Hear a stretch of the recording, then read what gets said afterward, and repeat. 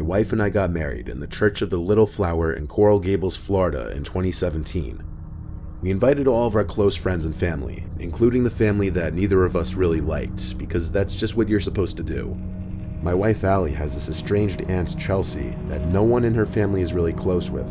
She used to have serious drug problems. It spiraled her down a path that just led to a rift between her and the rest of the family.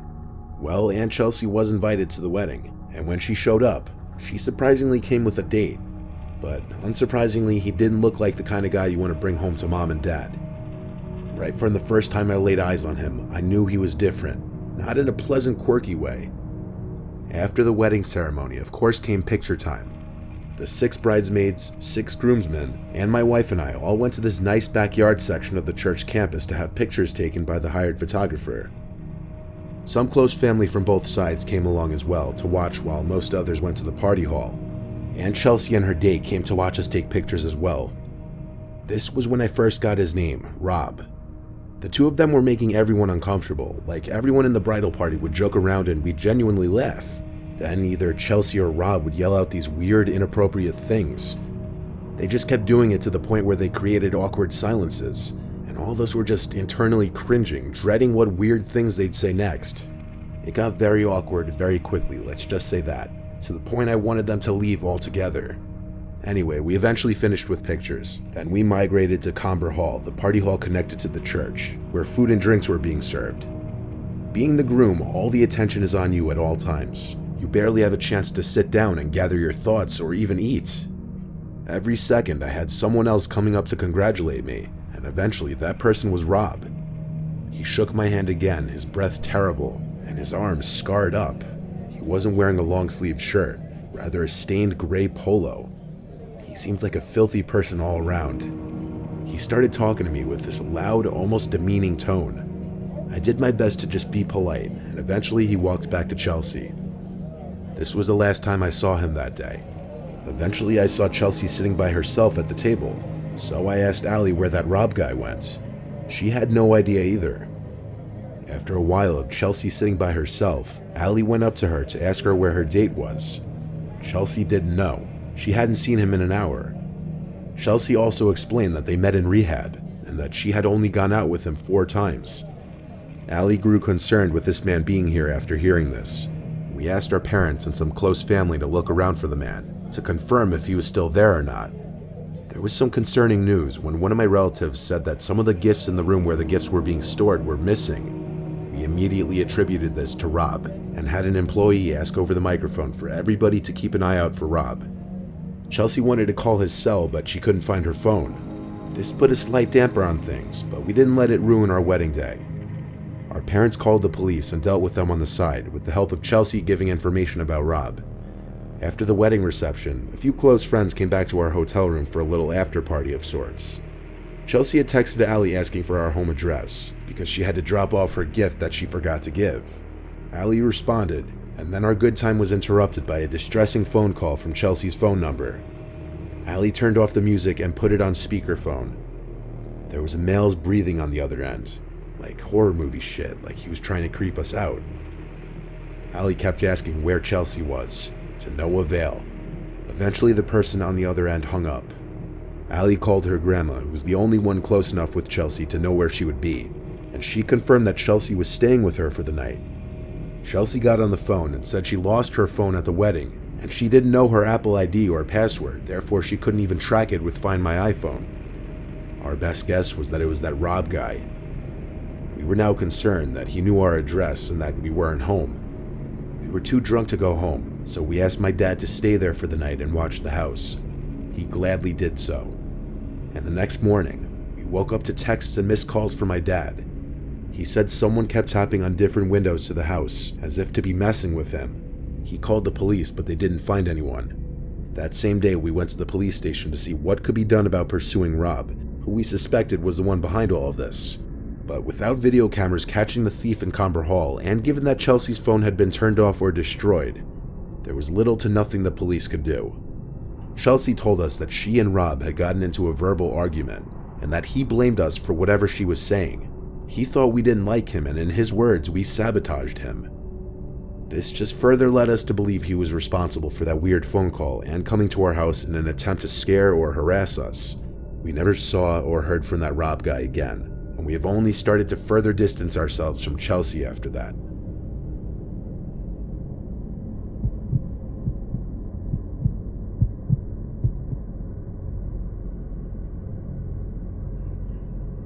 I had a pretty low-key beach wedding, mostly just family and friends.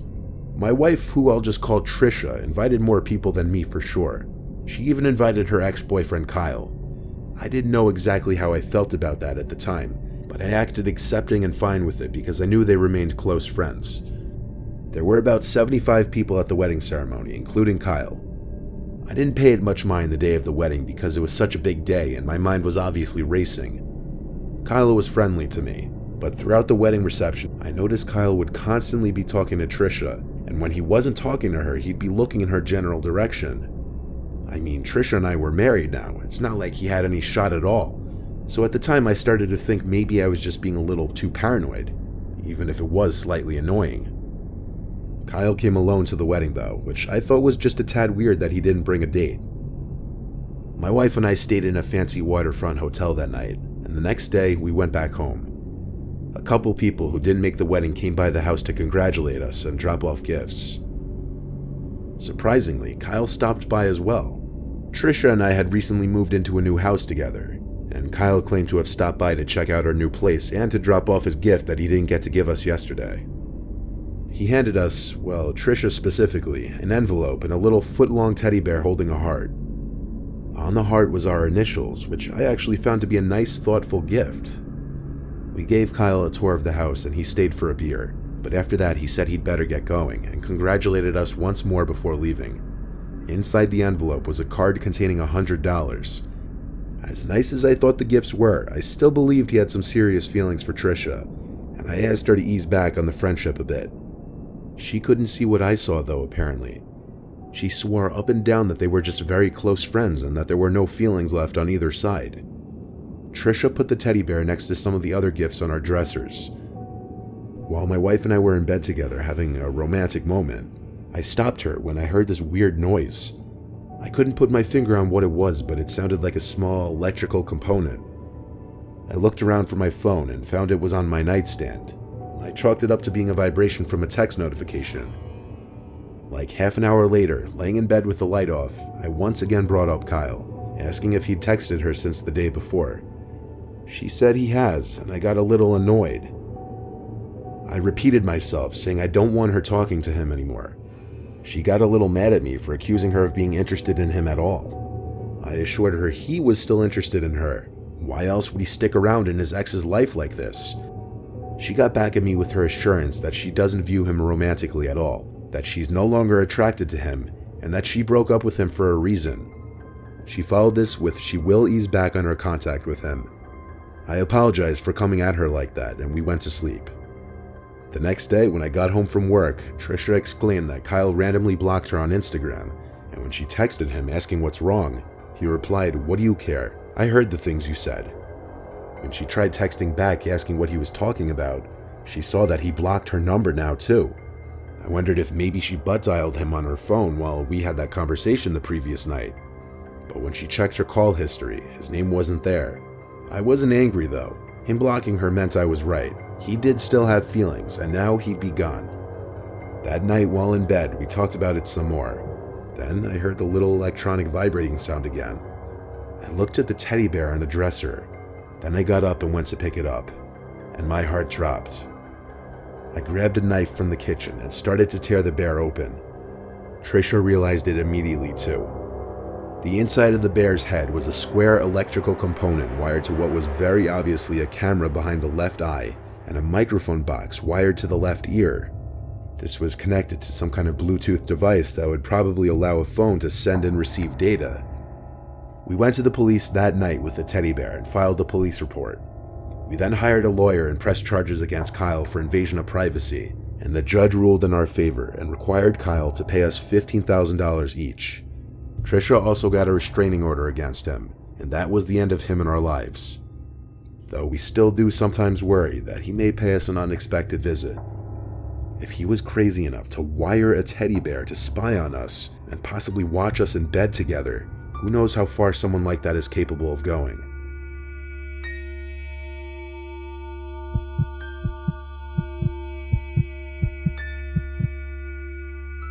I live in a safe town, the kind of town that you can leave your car doors unlocked.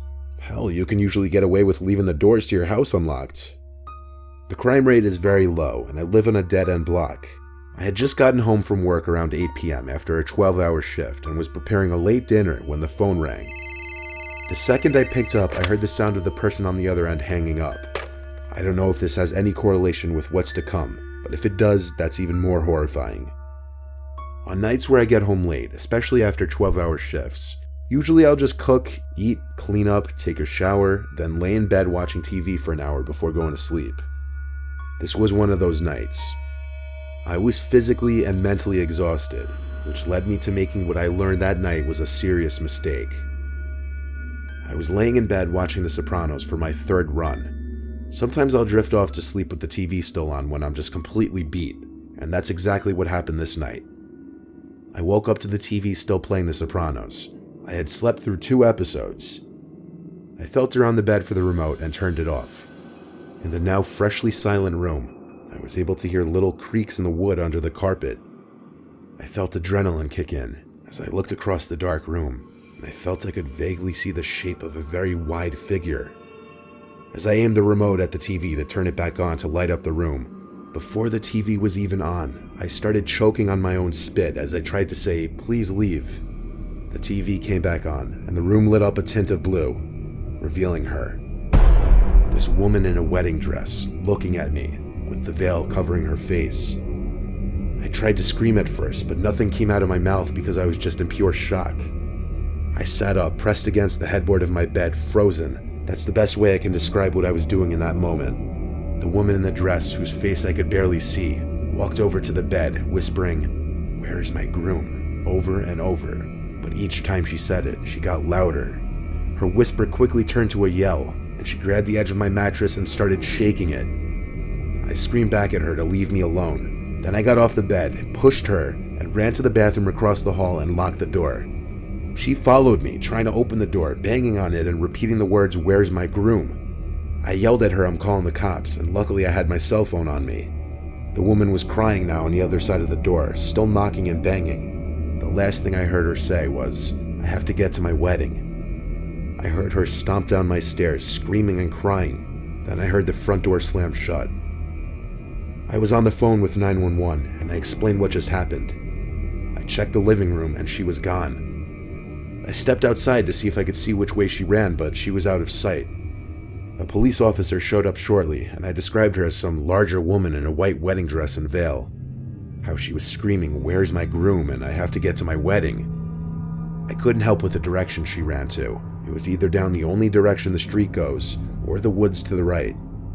Because of my exhaustion after my 12-hour shift, I had forgotten to simply lock my door, something I honestly never even thought was a problem in my neighborhood.